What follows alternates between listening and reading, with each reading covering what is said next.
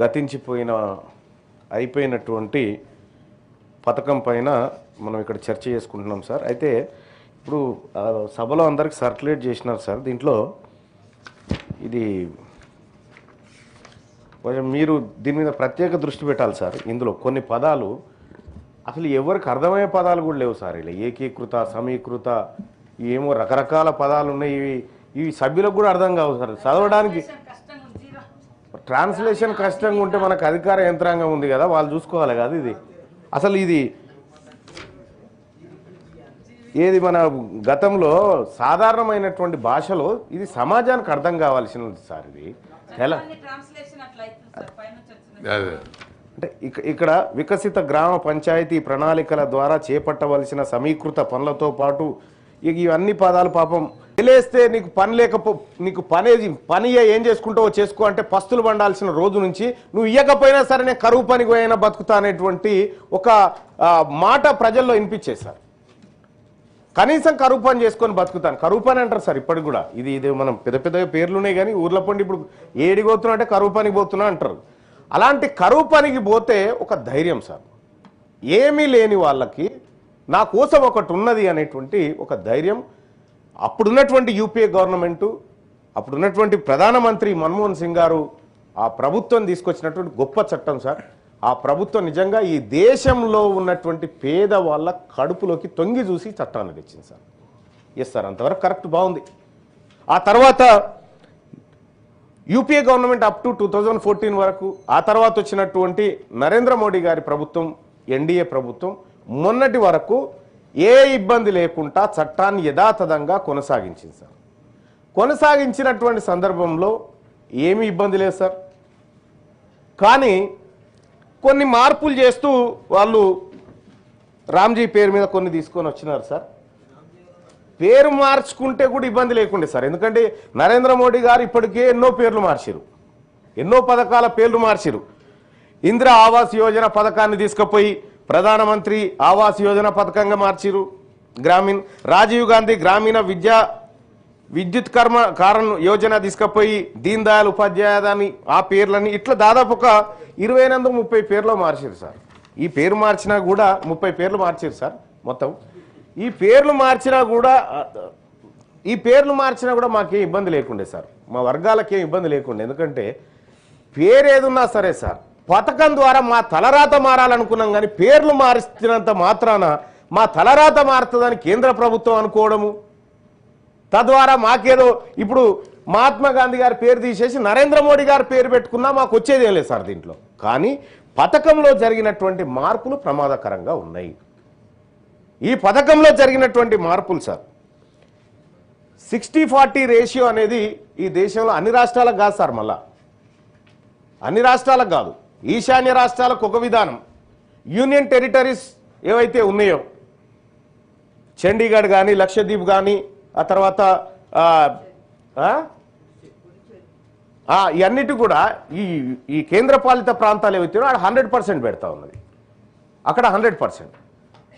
ఇక ఈశాన్య ప్రాంతాల్లో ఉన్నటువంటి రాష్ట్రాలు ఏవైతే ఉన్నాయో సార్ అక్కడ 90-10 రేషియోలో పెడతా ఉంది.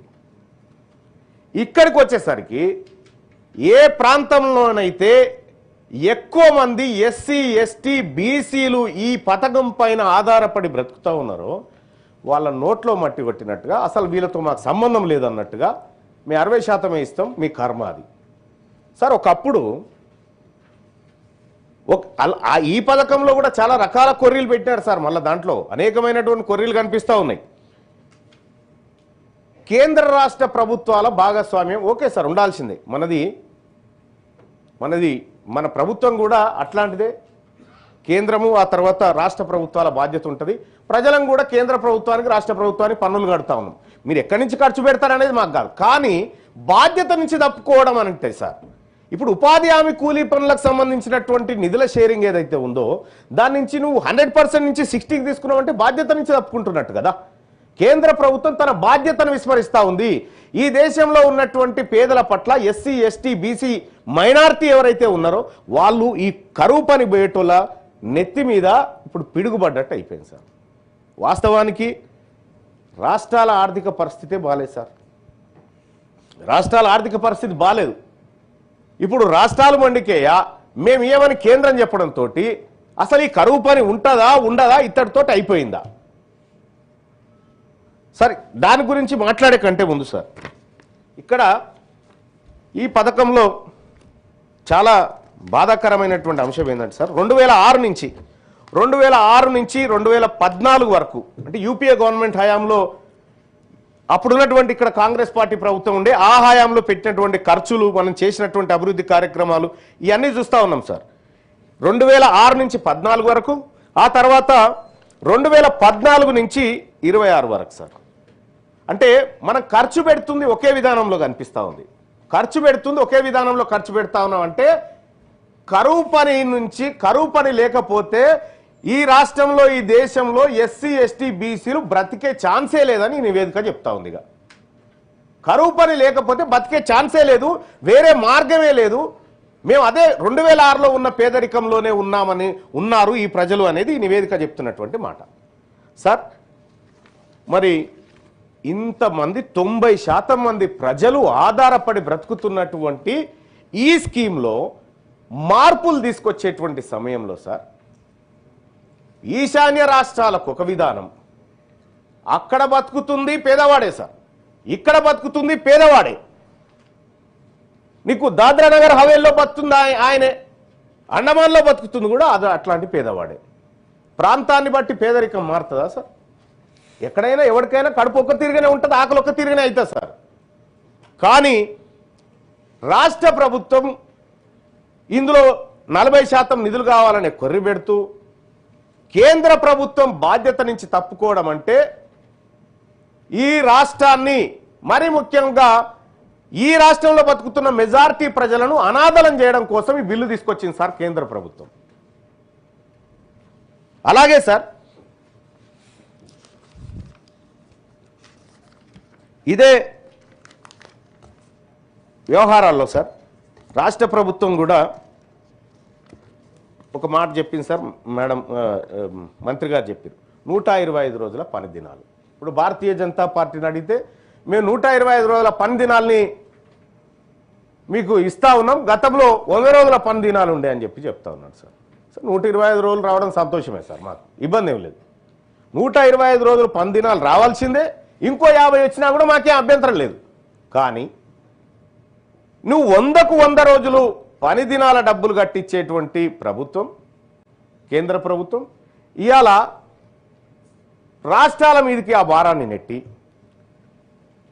125 రోజులలో 75 రోజులు మేము కడతాం, 50 రోజులు రాష్ట్ర ప్రభుత్వం కట్టరు. ఇది చెప్తున్నటువంటి మాట సార్. 100కు 100 అప్పుడు వాళ్ళే ఇచ్చేసారు. ఇది కొద్దిగా క్లియర్గా సమాజానికి అర్థమయ్యే భాషలో చెప్పాలంటే సార్, ఒక మహిళ కరువు పనికి పోతే 30 రోజులు కరువు పనికి పోతే, లేదంటే ప్రతిరోజు ఒక 300 రూపాయలు వస్తాయి, 300 రూపాయలు పెట్టుకో. 125 రోజుల పని చూపించినాం అనుకో, దాదాపు ఒక 37,500 రూపాయల దాకా ఖర్చు అవుతుంది అనుకుంటా. 37,500 రూపాయలు ఆ 125 రోజులలో ఆ కూలి పని చేసినటువంటి మహిళకి ఇవ్వాలి. దాంట్లో గతంలో 30,000 రూపాయలు ఉండే, ఆ 30,000 రూపాయలను కేంద్రం ఇచ్చేది, ఇప్పుడు 30,000 నుంచి దాదాపు 22,500కు తగ్గించుకుంది కేంద్రం.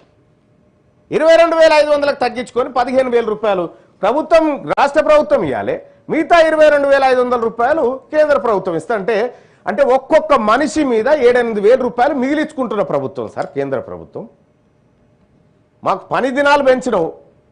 ఇంకా దీంట్లో చాలా విచిత్రంగా ఉన్నాయి సార్. ఏంది, వ్యవసాయ సీజన్లో వ్యవసాయ కూలీలు దొరకాలన్నట్టు. ఎవరికి సార్? వ్యవసాయ గ్రామీణ ప్రాంతాల్లో వ్యవసాయ కూలీలు సార్. తమరు కూడా వ్యవసాయదారులు సార్. మీ బాయికాడ్ ఏంటన్నా, ఇప్పుడు కలుపు తీసేటోళ్ళు కానీ, నాటేసేటోళ్ళు కానీ, లేకపోతే వరికోత కోసేటోళ్ళు కానీ ఉన్నారు సార్. మొత్తం యంత్రంతోటే కదా పని అంతా యంత్రాలతోనే జరుగుతూ ఉంది. ఇప్పుడు నాటేసే యంత్రాలు వచ్చినాయి, కోత కోసే మిషన్లు వచ్చినాయి, ఆన్నే ఏది బాయికాడికే వచ్చి చేస్తూ ఉన్నాయి, కలుపు జల్లేటి అవే ఉన్నాయి. మొత్తం వ్యవసాయ కూలీలే లేకుండా పోయింది. మొత్తం యాంత్రీకరణ జరిగిన తర్వాత నీకు వ్యవసాయ కూలీల లబ్ధి కోసం 60 రోజులు రిస్ట్రిక్షన్ ఎట్లుంటుంది? ఇది అంటే క్రమంగా కేంద్ర ప్రభుత్వం ఈ పథకాన్ని నిర్వీర్యం చేయాలనేటువంటి ప్రణాళికలో ఉంది. ఈ పథకాన్ని ప్రజలకు మరీ ముఖ్యంగా గ్రామీణ ప్రాంత ప్రజలకు దూరం చేయాలనేటువంటి ఆలోచనతో ఉన్నట్టుగా అనిపిస్తా ఉంది సార్. ఇక్కడ సార్ మరి కేంద్ర ప్రభుత్వం బాధ్యతనేనా? రాష్ట్ర ప్రభుత్వం మంత్రి గారు కూడా ఇక్కడే ఉన్నారు. మనము మొన్నటి వరకు సార్ 2024 వరకు తెలంగాణ రాష్ట్రంలో 32 జిల్లాల్లో జాతీయ గ్రామీణ ఉపాధి హామీ పథకం నడిచింది. 32 జిల్లాల్లో. మరి ఇప్పుడు 31 జిల్లాలకి ఎందుకు వచ్చింది? ఇంకో జిల్లా ఎటు పోయింది? ఇంకో జిల్లాను అర్బనైజ్ చేసిరు మీరంతా. ఇంకో జిల్లాను గ్రామాలను తీసుకుపోయి మున్సిపాలిటీలు చేస్తే ఆ మున్సిపాలిటీల ప్రాంతంలో గ్రామీణ ఉపాధి హామీ పథకం వర్తించదు. సో ఇట్లా కేంద్ర ప్రభుత్వం బాధ్యతనే అంటలేము, రాష్ట్ర ప్రభుత్వం కూడా కొంత బాధ్యత వహించాల్సినటువంటి అవసరం ఉంది. ఈ పథకంలో ఉన్నటువంటి లోటుపాట్ల మీద కేంద్ర ప్రభుత్వం మీద ఒత్తిడి తేవాల్సినటువంటి అవసరం ఉంది. పథకం పేరు ఏదనేది మాకు అభ్యంతరం లేదు సార్. పథకాల పేర్లు మారితే కాదు సార్, మా తలరాత మారితే మాకేమో ఆనందం. ఇక్కడ ఈ పథకం ద్వారా రాష్ట్ర ప్రభుత్వాల మీదకి భారం వేసి మాది మేము ఇచ్చేసినాం షేరు, ఇవ్వకపోతే మిగతాదంతా వాళ్ళ బాధ్యత అనేటువంటి పరిస్థితి సార్. సార్ కేంద్ర ప్రభుత్వాన్ని ఎన్ని పొరపాట్లు ఉన్నాయి, ఇంప్లిమెంటేషన్ దగ్గర రాష్ట్ర ప్రభుత్వానికి కూడా అన్నీ ఉన్నాయి సార్ ఇక్కడ. కాబట్టి ఈ తెలంగాణ రాష్ట్రంలో 100% మంది ప్రజల జీవనాధారంగా ఉన్నటువంటి ఈ పని ఏదైతే కరువు పని ఉందో దీన్ని పాత పద్ధతిలో కొనసాగించే విధంగా లేదు అంటే ఈశాన్య రాష్ట్రాలకు వర్తిస్తున్నటువంటి విధానంలో మనకన్నా వర్తించే విధంగా తెలంగాణ రాష్ట్రంలో ఉన్నటువంటి అన్ని పక్షాలు కృషి చేయాలి. భారతీయ జనతా పార్టీకి ఎక్కువ బాధ్యత ఉంది. ఈ జాతీయ ఉపాధి హామీ పథకం ద్వారా సో కొత్తగా ఏడన్నా ప్రభుత్వాలు వస్తే దేశం ముందుకు పోతున్నటువంటి క్రమంలో రూపాయి అంటే ఇంకొక రూపాయి యాడ్ చేసి పేదలకు సాయం చేయాలి, కానీ పేదోళ్ళ తలలో ఉన్నటువంటిది గుంజుకపోయేటువంటి పథకం లెక్కనే కొత్త ప్రభుత్వం ఇది కొత్త స్కీమ్ లాగా కనిపిస్తూ ఉంది సార్. ఇక ఈ గ్రామీణ ఉపాధి హామీ పథకానికి సంబంధించి సార్ ఇవాళ జాబ్ కార్డుల విషయంలో సార్ చాలామంది మహిళలు 60% మంది మహిళలకు ఇందులో కూలీనాలు దొరుకుతుంది అన్నట్టుగా చెప్తా ఉన్నారు సార్. మరి 60% మంది మహిళలు ఈ కరువు పని మీద ఆధారపడాల్సిన పరిస్థితులు ఎందుకు వచ్చినాయి? ఈ రాష్ట్ర ప్రభుత్వం మహిళల కోసం